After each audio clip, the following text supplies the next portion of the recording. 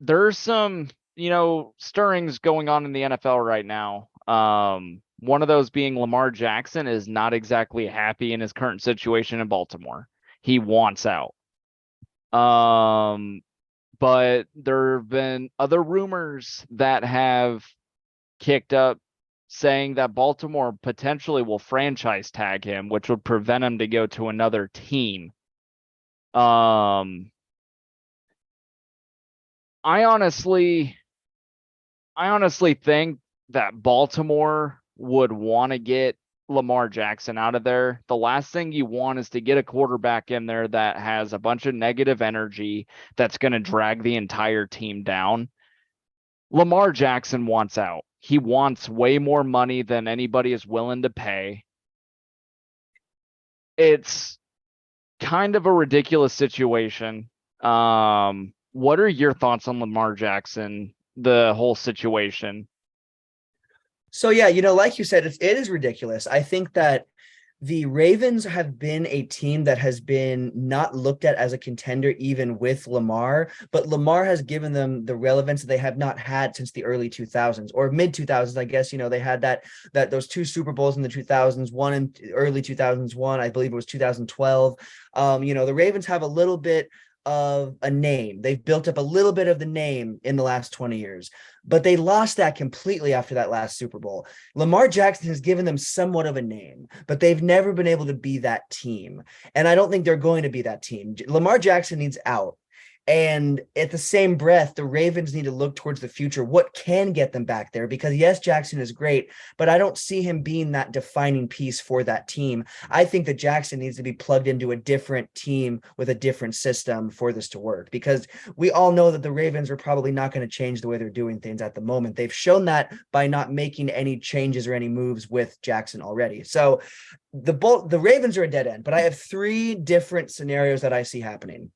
One of them is that Lamar Jackson ends up in Seattle. Now, yes, Seattle has, Geno, and that is a pretty solid pick. And honestly, I would pick him if I was Seattle. I think that's a great quarterback to at least lead you for another few seasons and see what you can get out of him. But on the off chance that they are trying to win now, because Jackson would make a win now offense in Seattle. They've got plenty. I mean, if there's one team that could make a move and make a trade for him, it would be Seattle. Seattle could absolutely give the Ravens something that they like and make that happen. So my third, most likely option that I see Jackson doing is going to Seattle. My second is he ends up in Detroit. And now that, I guess, for me, I see that being more likely than Seattle because there's no Geno Smith in Detroit. There isn't a quarterback. They need a different quarterback. Goff is not that guy. Goff is an okay guy, but he is not. He's a good backup. He's an okay starter, but the Detroit Lions are on the verge of being great again, and he's not going to be that guy. So I've got them doing, maybe they end up doing a QB swap of sorts, because the Ravens are a team that has always utilized a underachieving quarterback and still been great. We saw that in both of their Super Bowls in the last 20 years. So maybe they get Goff and they build something around him with less of a focus on the quarterback, and that's a great swap because then Jackson absolutely sparks that offense. And then the absolute one that I think we're going to see happen is Lamar Jackson is going to end up an Atlanta Falcon. I think that is what's going to end up happening because the Falcons have the second most cap space in the NFL currently, and they have the most opportunities to create a clean trade or a clean opportunity to get Jackson out of Baltimore. So I don't think there's any chance we're going to see Lamar Jackson in a jersey that is the Ravens come fall. But I don't know. What are your thoughts? Do you think there is any chance at all that Lamar Jackson stays in Baltimore and they figure it out? I don't think so, honestly. Lamar Jackson's made it clear he wants out. Why would a why would the upper management want to keep a player like that who doesn't want to be with the team in the first place? He Lamar Jackson's done good. He's brought the Baltimore Ravens back up to, somewhat relevancy, getting them into the playoffs and, on the verge of it and a conference championship game a couple of years ago. But he's clearly unhappy.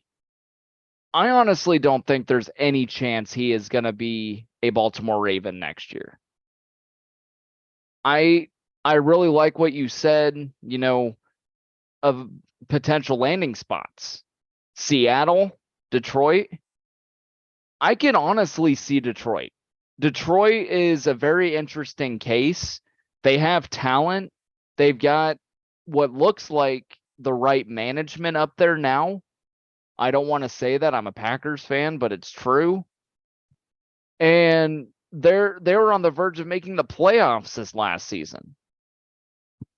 So I honestly think if say Detroit were to bring in Lamar Jackson, Jared Goff is obviously not the guy to get them to the next level, but a cheat code like Lamar Jackson who can run the ball all over the damn place, I think he could get that team to the next level. That's honestly where I see him going. I honestly see him going into Detroit. Detroit has some pieces that they give up, and I think they would be okay. They may give up a couple of draft picks in this upcoming draft. But yeah, there's absolutely no shot Lamar Jackson is a Baltimore Raven next year. Kind of transitioning away from that. So as we all know, just a few weeks ago, couple of weeks ago, Patrick Mahomes just won his second Super Bowl. And he's being mentioned in a conversation with Tom Brady. Patrick Mahomes already has a couple of MVPs and a couple of Super Bowls in his career. He's been in the league, what, five seasons? 5-6 seasons, something like that. And if you go back and look at Tom Brady's stats, in his first, few years, you compare both Mahomes and Tom Brady at that time. Mahomes is leaps and bounds better at this point in his career than Tom Brady was. And I honestly think it's right to be, in that conversation. Now, do I think Patrick Mahomes needs to win perhaps another Super Bowl to kind of solidify his case at this point in his career? Maybe. But he's already got 2 MVPs under his belt. He's got 2 Super Bowl MVPs under his belt. Like, he's already a first ballot Hall of Famer, and he's only like 5-6 seasons into his career. What are your thoughts on Patrick Mahomes? Do you think he's worthy enough to be in that conversation with Tom Brady? He's absolutely right there with him, because when we look at the stats, I mean, passing yards, Mahomes had 24,000. Brady only had 18,000. Touchdowns, 192 for Mahomes, 123 for Brady. Mahomes not only is better as Brady statistically when we talk about accolades. The only thing I will say, Brady has Super Bowls on him, obviously. Mahomes does have conference championship appearances on Brady when we match up the times, but when Brady made it, Brady was winning. Brady was very, very good about going all the way through. Mahomes has not been as good about going all the way through consistently. So I think they're together. They're in the same conversation. But for the people that are saying that Mahomes is ahead of Brady by leaps and bounds, I don't think we're quite there yet because of this. The statistical success is there. But Brady, of course, 3 Super Bowls, Mahomes 2, and Brady, we forget this, but Brady and Mahomes went head to head. Now, is that a great way of absolutely saying which quarterback is better? No, it's really not.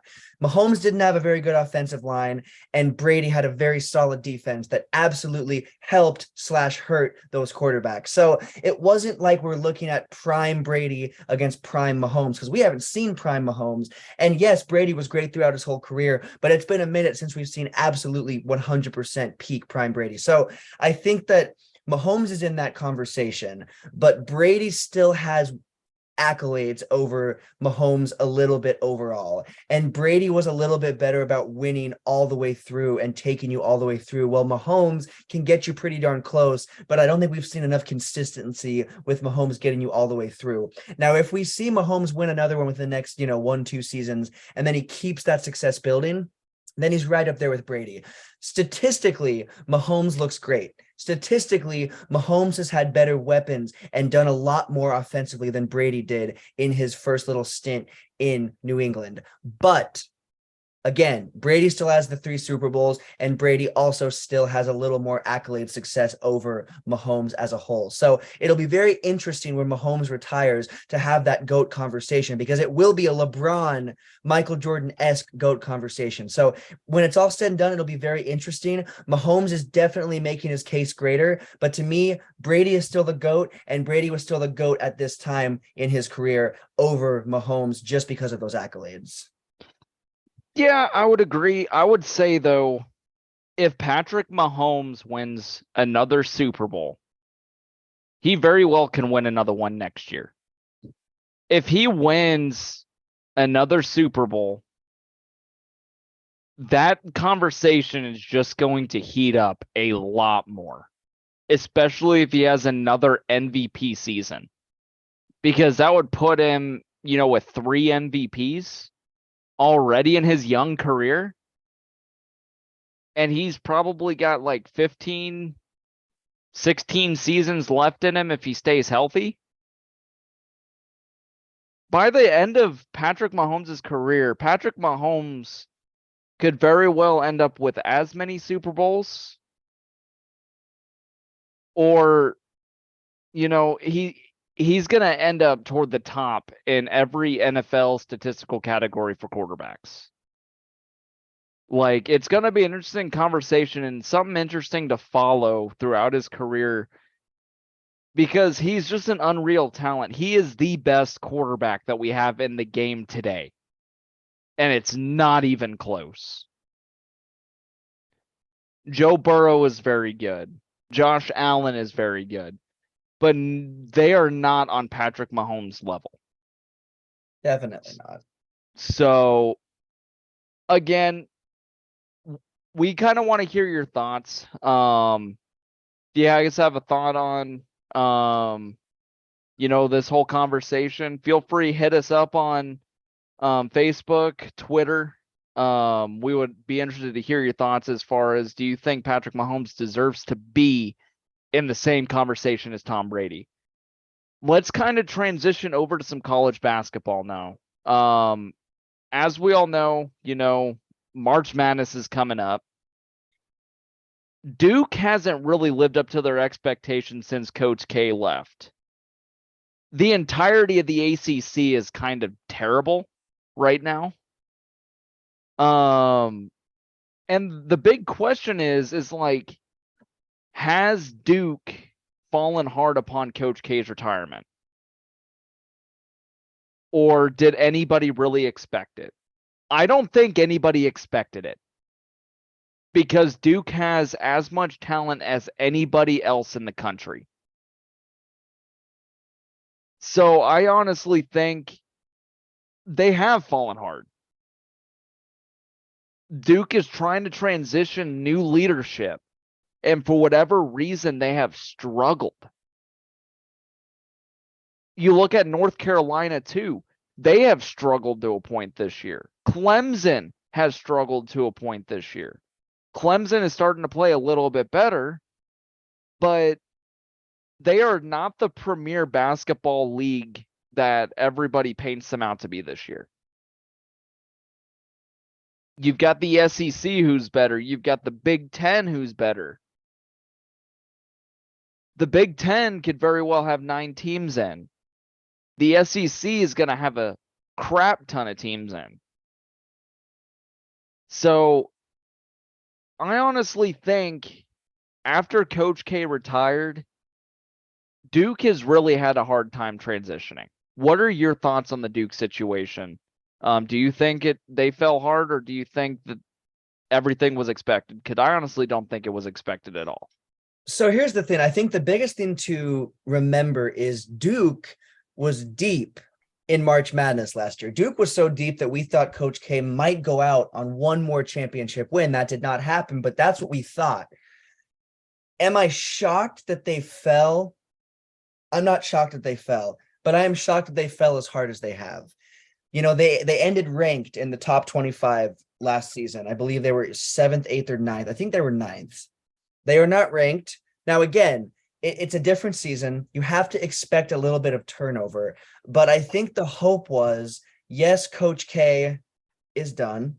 Some of our key pieces might also be done, but we still have a great team here that is going to continue the tradition of winning and being one of the top teams. They are not that. Now, yes, they are 22-8. That is still better than some teams. And they Still just really good. absolutely, but it's not Duke. It's not the Duke standard. Coach K set and held the Duke standard. When you change coaches, now I was expecting a fall, again, not this hard, but when you change coaches, there's going to be a little bit of a disconnect when there's new leadership and new ideas brought in. But Duke is showing that they are not embracing this challenge at all, because yes, you only have 8 losses. They're coming, as we record this episode, they came off of a win over NC State 71-67 today, a solid win, hard fought. Duke looked pretty solid, one of their better showings of the season. But the thing is, Duke should not be hanging that close in those games. Duke should be really, really, really rising above those games, and we're not seeing that. And they are dropping a lot of games that last season, even just this time last year, you would not think this team would drop. This is a team that is playing. When they play bad, they play really bad. When they play bad, they really don't look like Duke should look. So Duke, I think, is struggling with that turnover, as you would expect. But it still is disappointing. Now, I'm not a Duke fan. I don't know about you, but I'm not disappointed in the slightest. I'm not really I'm a not. Duke player, but I'm not a Duke fan. And so I'm good. It's kind of like Alabama, the Alabama of they're the Alabama of basketball, is in it's okay to see them lose. Like you kind of root for the other team that's going against them sometimes. Okay. It's you know what I mean? They've won enough. Yeah. Duke, it still does not look right.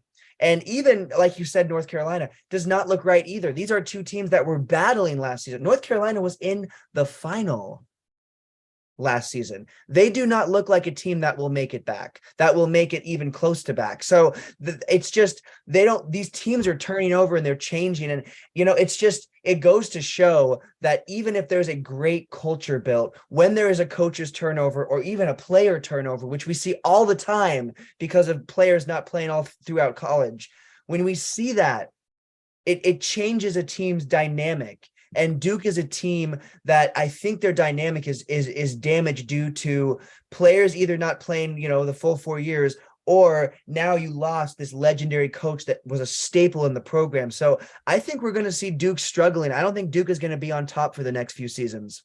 I agree. Kind of talking about, another team that's kind of surprising in the ACC right now in terms of basketball. How about the Louisville Cardinal? 4-26. And if I remember correctly, just a few seasons ago, they were in March Madness. They are 4-26. They've won 10% of their games, 13% of the games. They're 0-6 versus AP top 25, 0-6 versus USA top 25 teams. Then you go to Duke. They haven't been particularly good against top 25 teams. 2-4 in the AP, 3-4 in the USA polls. By far the best teams in the ACC right now. Like, granted, Duke still has an opportunity to win the ACC. But you got Pitt, 21-8, 14-4. You've got Miami, who has really been on fire, 23-6, 14-5. You've got, Virginia, who is usually up in this spot, 22-6, 14-5. So you've got a really good top 3 teams. But while these other teams, Clemson, Duke, NC State, they might make March, they don't have anywhere near the resume they need to make it to March Madness, in my honest opinion. This kind of goes along with the conversation, I had with a buddy a few years ago with Nebraska basketball. Nebraska basketball, couple 3-4 seasons ago, had a year where they won 22 games. They won 22 games, and they did not make the big dance in March. They made it to the NIT, and that was it. The reason why is they did not have the resume. They didn't have the one or two more key wins that they needed to make it in. Again, it's going to be a very interesting conversation as we, get further on into, like, say, conference tournaments and stuff, watching March Madness brackets solidify, and obviously we'll talk more about that. Let's kind of transition over to Alabama basketball. They had a big situation come up, and it could or could not affect them in terms of their chances to win it all. But Brandon Miller, there was a shooting in and around Tuscaloosa. Apparently, Brandon Miller sold this gun to someone who also sold the gun to somebody else, and it was involved in a shooting. And that is definitely not a place you want to be. That gun was used to do some wrong. And in my opinion, it may have tarnished his name just a little bit. Do I think it's going to affect their chances to win it all? Well, if the police track him down and say that he's in connection with it because he sold the gun, I think so. But I don't know if they will, because he wasn't the one that did the, like, action of shooting someone. It's kind of it's a terrible situation to be in, because Alabama right now is sitting really pretty in the polls. They have had a wonderful year. And now you've got this situation that could potentially change Brandon Miller's mindset. That can affect him in a negative way. Not a smart situation. It wasn't smart to sell that gun to his buddy, who his buddy sold it to somebody else. It wasn't smart whatsoever, because you don't know where that gun's going to end up. You don't know if that gun is going to be used to commit a crime. Like, why would you risk it? Especially at this point in the year, when Alabama has a shot at actually winning a basketball national championship. I kind of want to hear your thoughts. Do you think this is going to affect the team? Do you think it's just going to affect Brandon Miller's production? Like, I want to hear it all. Yeah, so honestly, it absolutely is going to affect the team, especially because we're almost to March Madness. It's obviously, this should have never happened to begin with. It would, no matter when it is, where it is, how, whatever, it should have never happened. But the fact that this is all coming to light and he is being connected to this right before March, ahead of the biggest month, and Alabama is looking like an equally dominant football or basketball team to their football team this season. They're looking like as dominant as those Alabama football teams have been. They're looking like one of those teams, but on the court. So it has really been interesting to see that. I think Alabama has been kind of a dark horse the last few years with their basketball team has been increasingly getting better season by season in certain aspects, and now they are looking like a team, and they have a great player. I mean, Miller is absolutely great, and even since this has all came out, he has still been balling. They have still been winning in spite of everything going on. It has not affected him so far. But my question is, what else is going to come out? Now, my hope is that if that's all that's going to come out, I don't think anything else is going to happen legally. But if more comes out, obviously there will be more potential things that could happen. So it's just kind of an up in the air situation. And that's really not good for this program that is finally looking dominant. So I'm hoping that nothing else comes out, because I don't think anything else legally will happen. But even if nothing else came out, no other connections, no other anything, I feel like this could end up being a distraction because of the media attention this could bring, especially to March. And who's to say that fans are not going to say out of pocket things and really cause a distraction and maybe cause some chaos, because fans, especially when it comes to big games, can be pretty brutal, especially college fans. So my concern lies not at the team falling apart themselves. My concern lies at how is everyone else going to take this, and how is that going to affect them on the court in those big games. I think Alabama has a chance to win it all this year. Now, again, March, it's anyone's game. It truly is anyone's game. There's no one is safe in March. No one's guaranteed a spot in the Final Four. So Absolutely not. Alabama could be out sooner than later, but Alabama's looking like a team that will go deep, and they're looking like a team that we could see in the Final Four. And this could be something that is built up and boiled up even more, even if nothing else comes out around that time. And then I have some concerns about what I already mentioned previously with the fans and just with the overall media attention and what that could mean. But and again, Brandon Miller is also not helping, because he has a, now I will say he's done this, a pregame routine where he does like a TSA pat down thing. And where he's like, yeah, him and his teammate do. It's And distasteful. no, it is, and he did it since it happened. And again, he did it before, he's done it before, but then it's like it does make you be like, okay, if he's doing this now, he's very much aware of what's going on. It doesn't make it look better. It doesn't mean that anything else is going on. It's just a It pregame warm, but it's distasteful because it's connected, regardless of your innocence. You are connected to someone who lost their life. You're connected to a shoot. You're connected to a really bad situation. So it doesn't make sense why he would. Now, again, he's apologizing, the coach. I don't think it's going to happen again, but still, it doesn't help the situation at all. And the Alabama team is on the right track. Yeah, I honestly, why would he come up with that pregame routine where he has one of his other teammates come out with perform a TSA pat down on him? It is so damn distasteful. Like you said, he's in connection with somebody who lost their life. May not be directly, but he is connected. And he thinks it's okay that, oh, I'm going to go ahead and do this pregame routine. It is terrible.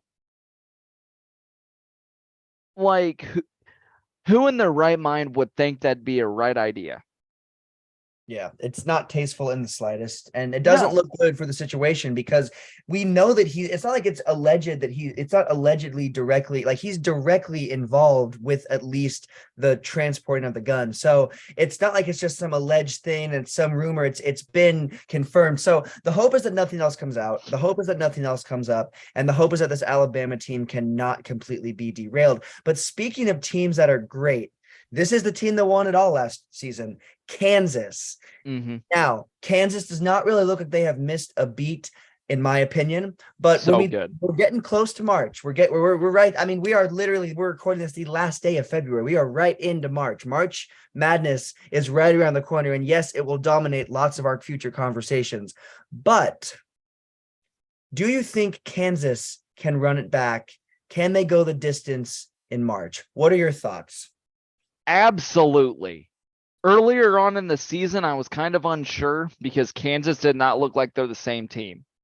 They look like the same team now. They definitely look the part. They're sitting at number 3 in the country, 25-5, 13-4 in conference. Have a game and a half lead in the Big 12 right now. They look great.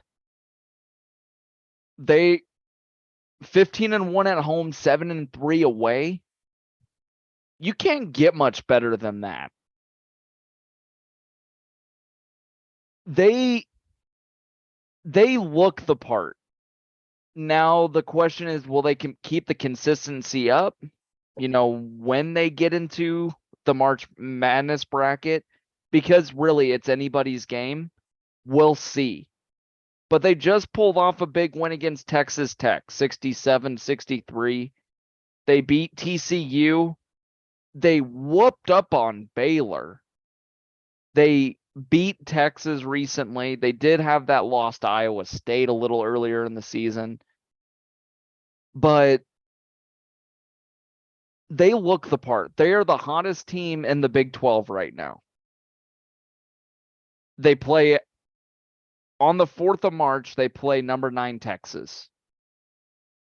If they find a way to win that game, they win the regular season Big 12 championship. And they're looking good to go to Kansas City for the Big 12 conference. Their whole thing, the tournament. Mm-hmm. Sorry, kind of lost my words. Oh, you're But yeah, the conference tournament in Kansas City, like they're going to be the early on favorite to win the conference tournament. And if they do that, they're likely going to get a number 1 seed in March. So they're putting themselves in a really good spot, really favorable spot to make a deep run. What are your thoughts on this Kansas team? I don't think they have missed a beat whatsoever. No, they've not missed a beat. This is looking like a team that absolutely will go the distance, as in go deep in March, but I don't think they're going to win it again. The likelihood of a team going back to back in March, I just don't think it's that great, especially now there are so many great teams. And who's to say Kansas doesn't become a, target of an upset? We've seen that happen with those top ranked teams. I don't think that's going to happen. Kansas is going to lose to one of those big guys, but I can see Alabama. Again, if everything stays on track with everything, Alabama, Houston, UCLA, these are 3 teams that I can see beating Kansas deep in the play. I just see I could see Purdue. I could see Purdue winning. Yes, of course. These are teams like Kansas, I think will go deep, but I don't think that they are a clear-cut winner. I just don't see that. You can't really do that with March. I don't think we can sit here and say they're going to win. You can make a prediction like we all do with our brackets, but you can't really say this team is going to win 100%, but Kansas can go the distance. They have not missed a beat. This is a team that has been properly built. They are properly coached, and they are a team that plays a really solid brand of basketball that is timeless. They play timeless basketball, and I think Kansas will be a team that is going to go deep for years to come, like they have been. This is not new. Kansas has been great for basketball for years and years and years before me or you were anywhere around. They've been great forever. So Kansas is great. I think they can go deep. I don't think, again, that's not a guaranteed win or even a guaranteed Final Four, but I do think that they will definitely have a strong start to March and maybe go the distance. Yeah, I absolutely 100% agree. They definitely look the part. Again, we're going to continue talking about this. We're going to talk about conference tournaments when they happen because they're coming up here pretty soon. And obviously, we're going to have a big conversation on the bracket and what our thoughts are, potential upsets, stuff like that as we get closer. Let's transition to another basketball team here in the state of Nebraska. Nebraska basketball, they lost tonight against Michigan State, but they had been the hottest team in the Big Ten. They are sitting at 500 right now, which under Fred Hoiberg, they haven't had a team 500 or better. So they are already better. They're better than any of the other teams. The whole question is like, have they truly turned things around? I honestly think they're in the right direction. They're going in the right direction. They have their eyes on more talent that they're going to add to their roster. One of which, I think they had a 7'2" post player, 5-star player on a visit this past weekend. And he absolutely enjoyed himself. That would be an absolutely huge pickup because Nebraska basketball right now doesn't have that big 7-footer in the post. They just don't. I honestly think if they could finish the season strong, win a couple in the Big Ten tournament, they could find themselves in the NIT, which would be huge. And I honestly think being at 500 right now, Hoiberg bought himself at least another season. What are your thoughts on Husker basketball? they've been playing a pretty good brand of basketball as of late. They've been playing the best brand. I mean, they've been playing some of the best basketball in the Big Ten. They have been a team that has been highlighted league wide. They have looked really, really solid. They finished last season with a worse record than they have now. They have won more games already. They look better. The wins they have meant more. And this is a team that has kind of not reshaped everything, because I would say last season was the season where we started to see these changes really go in motion. It didn't show in the win-loss column, but we saw these changes boiling up. But these have been thrown at us, and we've seen them in every single game, win or lose. We have seen these changes. So this Husker team is absolutely going there. But I think that for me to say Hoiberger's bought himself more time, he's got to get those tournament wins. He's got to get into the NIT. He's got to get them farther than what he has gotten them, because yes, they're sitting in a great place, better than what they have been. But it's not good enough for me to be like, this is our guy. If this is our guy, he needs to get us farther than just, okay, they're at 500, more wins than last season. That's great. I need to see some tournament wins. I need to see the NIT. I need to see those things. And I do think, though, they're possible. I think this is a team where it's possible. Now, if he doesn't accomplish that, I still think he's going to buy himself one more year, because this does look better than what we've seen. But me personally, I've got to see a little bit more than for me to be all gung-ho on, yep, that's our guy, because he has not been our guy until kind of this season. Yeah, I agree. The whole question is, like, they just got done firing Scott Frost. They have that whole payout. Yeah, Fred took a pay cut this season to see if he can get things turned around. In my honest opinion, he's gotten them to this point. If they, for whatever reason, don't make the NIT, I guarantee you they're going to bring him back next year, because he got him at 500 now. If he could bring in the talent and they start the season off hot, they could be a tournament team at the end of next year. If they just, if they come out next season and put in those changes that they made this year to make them a competitive team in the Big Ten. And like it's been a crazy turnaround. A month and a half ago, I was like, there is absolutely no hope for Nebraska basketball this year. I thought they were done, and they could have easily quit. But this team has resolve, which is a big thanks to Hoiberg's coaching. Hoiberg helped keep that resolve in that locker room. And they've come out and they've won 5 of 6 games. 4 straight Big Ten games, the first time since the 2018 season. Which is huge. Something that has not been done in a few seasons. I honestly think if they continue to show improvement, they win a couple of games in the Big Ten tournament, because they probably will be put in a relatively favorable spot. If they can go out and do that, if they go out and beat Iowa to end the year, finish 16-15, they go into the Big Ten tournament, win a couple of games. That puts them at 18 wins on the year, which is double what they had last year, just about. It's huge. It's huge.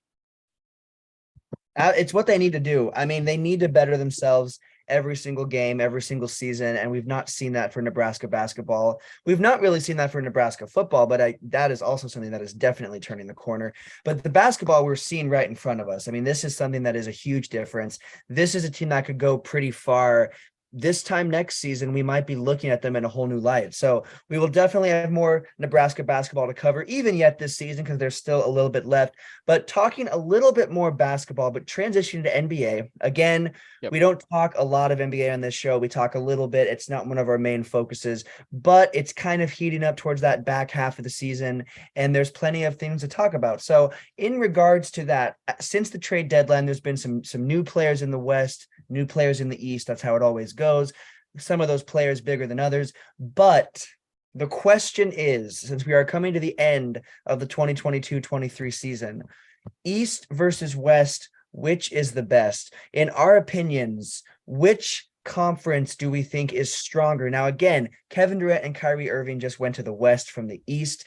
Does that truly change the power dynamic back to the West being looked at as more powerful? Because we've talked about this before, and I think we both agreed the East was starting to look like maybe the stronger conference. But since these moves have happened, which conference do you think is the strongest this season at this point, if you go at it record by record, it's Eastern Conference by far. You got Milwaukee sitting up top, 44-17. Celtics, 44-18. 39-21 for the 76ers. 39-25 for the Cavaliers. 36-27 for the Knicks. 34-27 for the Nets.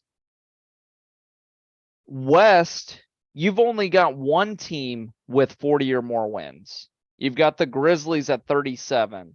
You've got the Sacramento Kings at 36. Phoenix Suns only have 33 and they have 29 losses. Clippers 33-20. You've got a few more teams in that top 6 that are about 500, a little bit above. And you go to the East, there's less of those teams until you get to the bottom. But there is still a couple of months of the NBA season left. A lot can change once Kevin Durant becomes more enthralled with the Phoenix Suns.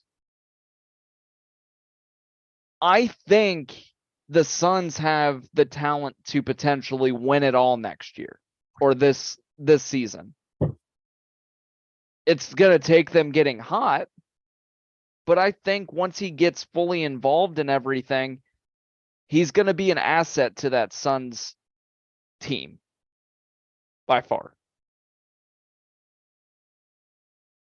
But at this moment, if we're just speaking this moment, it's got to be the East by far. What are your thoughts? And I couldn't agree with you more. There are some topics that we have differing opinions, but this is one where we are on the same page 100%. Now, the West, yes, it got Kevin Durant, it got Kyrie Irving, but Kyrie Irving and the Mavs are still sitting at 7th in the West at 32-31. That is not that great. That would currently put them sitting right at 8th or 9th in the East right now. That's not much different, but that is a difference because we're looking at 2 40-plus win teams in the East. 39, 39, 36, 34, 33, 31, 31, 29. Those are the 10. That is not how it looks in the Western Conference. The Western Conference is weaker. It has been weaker. You're seeing a lot of teams more in that 33-31 range. Now, that's closer. You could also argue that that's closer. They're that much closer. They're going shot for shot, game for game. But the East is stronger, and they have been sneakily becoming the stronger conference for the last 3-4 seasons. They have been sneakily growing and getting those players and building those teams. And the East is the strongest conference at the moment. Now, the West, could the West get even stronger? Yes. The Suns could have a spark. I don't think they're going to get that spark until next season. I just don't think they're that team quite yet, and I don't think they'll have enough time to become that team. Kevin Durant, I can also see going back down with an injury / being a little bit out of the system at first. I believe he's making his return tomorrow. That allegedly he's having his first game as a Sun. Plenty of time to fit the system, but I just don't think they'll make it all the way. But this time next season, maybe we are looking at the pendulum being shifted back to the West because the Suns might be dominating. And I think we could see some players from the East moving over to the West as well and building up and boosting these Mavs teams or these Suns teams, these teams that have these stars. We could see players from the East shipping over to the West because we have seen that in the past. So it's the East right now, but it could change again. It used to be the West dominated every single year, and the West was by far that conference, but the East has sneakily became that conference, and they're pretty consistent now. I don't see that changing, at least this season, and I don't see it changing next season, but you never know. It could always change. The off season will determine a lot of that, of how it shifts, because it's kind of year by year. But something that we know we still haven't seen that we really want to see is those playoffs. I am super excited. My Lakers, it's not looking great. They lost tonight. LeBron is out. We're relying on Anthony Davis, who can't help but get injured every other game. So it's scary. It's scary being a Lakers fan, but it's exciting that the playoffs are coming up. And at the end of those playoffs, those long series, there is a usually I'll say usually because it's not always exciting, usually an exciting finale, an exciting finals. Now we still have plenty of basketball to be played regular season wise, and the playoffs have not even began yet. But sitting right here, right now, who do you have in the NBA finals and who do you have winning it all? If we're playing it right now, if the season's done, everything's done, and we're just going right to the finals, who do you have winning it? Who do you have in it? If we're just gonna go based off of the performances right now, I'm gonna go with I'm gonna go with the Milwaukee Bucks and I'm gonna go with the Denver Nuggets. Two of the best teams right now in the NBA. The Milwaukee Bucks have won 15 straight games. 15. By far the hottest team in the NBA by a long shot. Probably playing the best basketball in the NBA right now. Denver Nuggets are by far playing the best basketball in the East, a little bit more consistent. Now, if we're going to talk about this toward the end of the season, my guess would be the Boston Celtics. And I'm going to go a little bolder with this. I do think the Phoenix Suns are going to get hot toward the end. I'm going to say Boston Celtics, Phoenix Suns if we're going to talk about a little bit later on in the year, because there's still a couple of months left. But at this moment, who do you think would be in the final if we were to end the season today?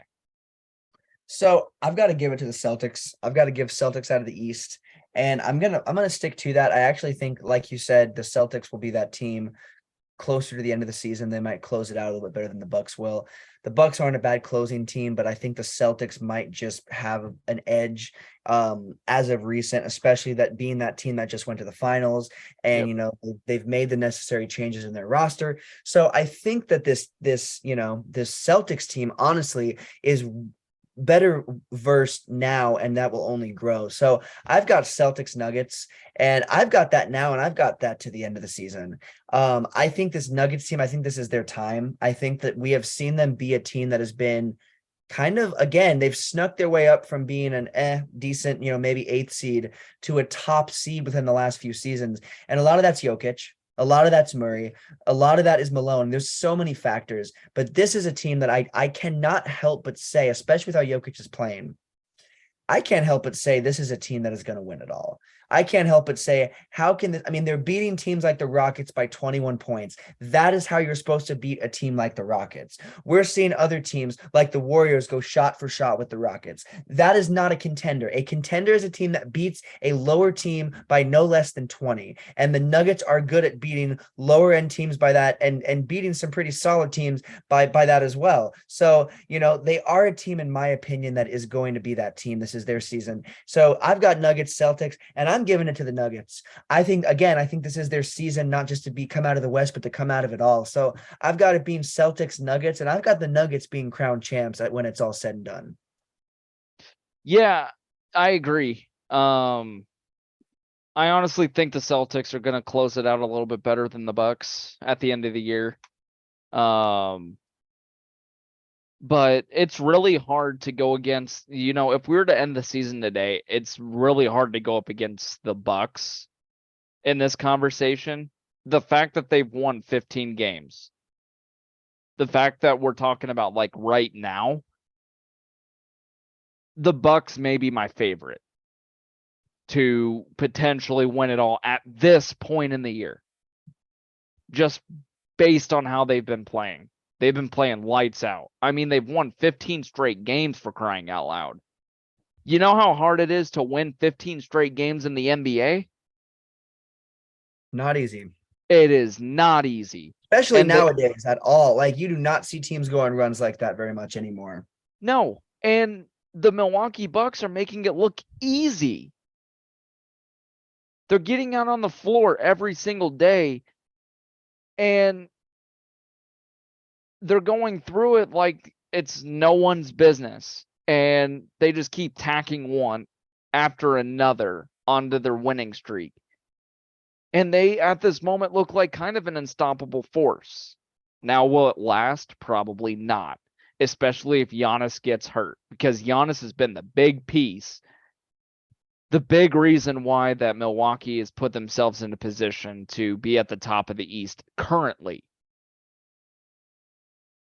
If he gets hurt, that conversation is drastically going to change. Because do they have anybody else that's Giannis's caliber on that team? Absolutely not. Not even close.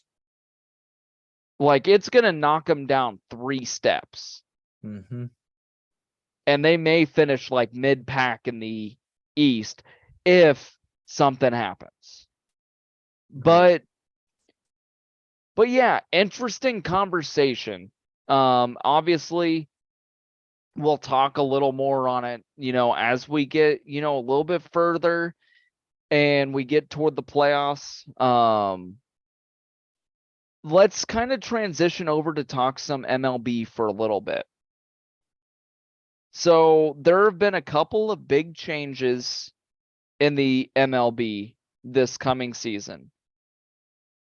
As we all know, if we have all been to AAA baseball games, I even think some AA baseball games, they instated a pitch clock last year. And I don't know if you guys noticed it, but it sped up the game quite a bit. It got rid of a lot of the dead time that was involved between batters stepping out of the plate or stepping away from the plate for like minutes on end, adjusting their gloves or, doing whatever they do. And the pitcher standing up on the mound for 30 or 40 seconds before he threw a pitch. I really like that change. Do I like a good old long baseball game? Yeah. But not when it's, 96 degrees out in Kansas City and it's humid and, the Royals may be down 10 runs. Like, I want that game done. And this is going to help, get that game done a lot sooner. Right now, the average game time in spring training games is about 2.5 hours. That's a pretty good standpoint. They haven't had a time frame in a game like that since way back in the like 50s, 60s, and 70s. The average game time then was about 2.5 hours, maybe a little bit more. What are your thoughts on the pitch clock? I honestly think it's going to improve the game a little bit. Speed things up, obviously. We've already seen that. What are your thoughts? It's necessary. There needs to be advancements made with baseball like there are with other sports. I don't think we've seen quite as many. And that's not to take a dig on baseball. It's not like they're an underdeveloped sport. I just don't think we've seen as many strides taken. So I think this is an example of one of those strides. And I'm for it because I like a nice long baseball game. I love, the intensity, like nothing. It's almost more exciting when nothing happens till close till the end because it's been building up that whole game. Now, do I feel like that again in 90 degrees? Not really. Not again. I'll pass on that. And I think even when I'm watching it from the comfort of my own home, I think it will make it more exciting for that viewing. It will make it more exciting for a more casual fan because there's a lot of casual fans of basketball, casual fans of football. There aren't a lot of casual baseball fans. Baseball, you have to really, I think you have to really love it to really get into it and last a whole season. Yep. There are some casual fans, but there are many more baseball fans that are baseball fans have to be committed. The size of the season, how everything plays out. This would make a lot more casual baseball fans that would build up fan bases and then would build up more dedicated fans and it would help build baseball. Baseball is a loved sport. So they say it's America's game. I don't know if that's still true, to be honest with you, but that's what they've said. And I think this would actually help regain more attention and more love, and it would also help make the games go smoother. I think that eliminating those unnecessary moments will just help the game flow go smoother, and that's just going to help baseball advance, just like basketball has advanced, not defensively obviously, but offensively with the speed of the game and all the. I think this will help with that. This will make the game advance, and that's what baseball has needed. So I'm all for it. I think it's going to be great.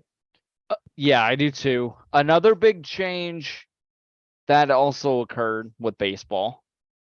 They're not allowing defenses to shift, which I think has been needed for a while now. I do like that change as well. And it's going to make the defense work a little bit. So we may see more exciting plays on the defensive side of the field. We could see on the field this coming season. What are your thoughts on the no shifting rule? I think this is also another rule that will help advance the game, or another change, another improvement that's going to help advance the game. And again, another one like we had just talked about with that clock. There's these shifts and these changes that I think can only be looked at as positive and only be looked at as great strides forward for baseball. And maybe these will start, helping shift and move baseball itself in the right direction of being a sport with a higher viewership number, and maybe this will help it grow. So I think that these changes are only going to help its future and only going to help shift and change in a positive way. So I'm all for both of these changes for sure, and I think that it could definitely help the way the game is played as a whole. Yeah, I agree. Yeah, like we've alluded to, baseball is really needed to make change. MLB has really needed change for really the last 20, 25 seasons. And they're like, oh, it's the America's pastime. Nobody cares about if they sit in a 4-hour ball game at the ballpark. That's not exactly true. I'm as big of a baseball fan as they come as far as going to games and rooting on my teams. I don't want to sit through a 4-hour game. It just drags, especially if it's incredibly hot out, because all I'm thinking about is getting out to my car in the nice air conditioning and driving 2 hours home.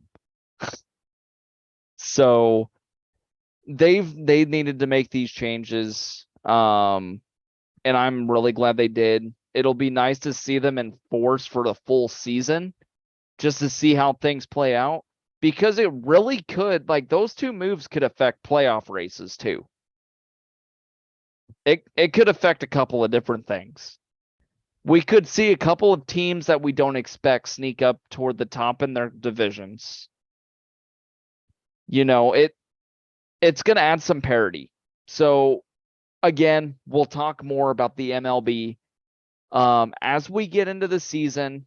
We're a month away. I think the end of March is like the first like regular season game. So we'll talk more about baseball when we get in. We're gonna dive into just to finish things off tonight. We're gonna finish looking at the NHL, checking out the league standings, where teams stand right now. Obviously, the Boston Bruins are the best team in the entirety of the NHL right now. They are at 47 wins, 8 losses, 5 overtime losses. They have 99 points. They have clinched a playoff spot already, and there's still 2 months of the season left, which is crazy. You've got Maple Leafs right behind them. Well, not really right behind them. They're 17 points behind, 37 and 15 and 8. Tampa Bay Lightning, 37, 19 and 4. Buffalo Sabres, 31, 24 and 4. It kind of falls off pretty quick outside of the, top 3-4 teams in the Atlantic. You go to the Metro, kind of the same story.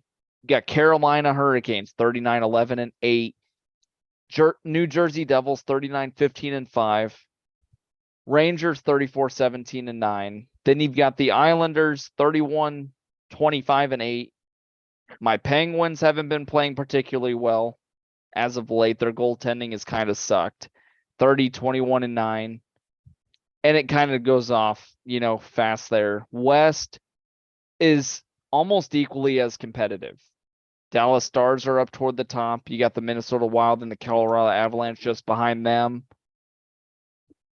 Add the Winnipeg Jets in there too, because they're 3 points out of first place.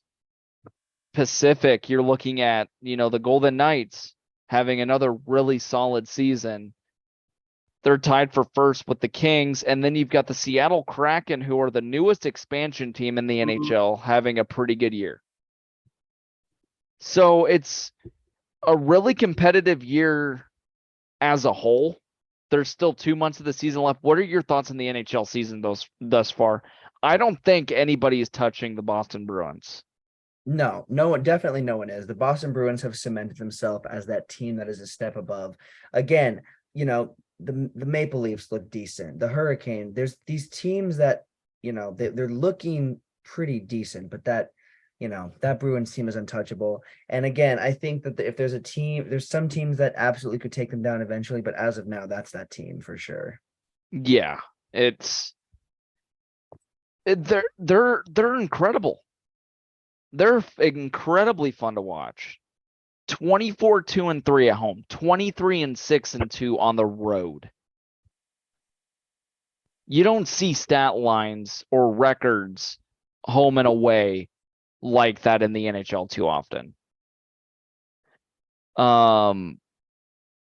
Obviously, it's just a quick rundown, where things sit in the NHL. We're going to talk more as we get closer to the playoffs. We still got a couple of months left until the playoffs get here.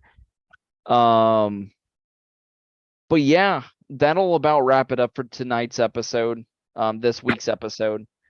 Obviously, if you guys have anything that you want Montana and I to talk about, shoot us a message on our Facebook page, shoot us a message on our Twitter page. We'll see if we can get to all of them. And we'll talk about whatever you guys want us to talk about. But outside of that, we appreciate you guys for listening, and we will catch you guys next time.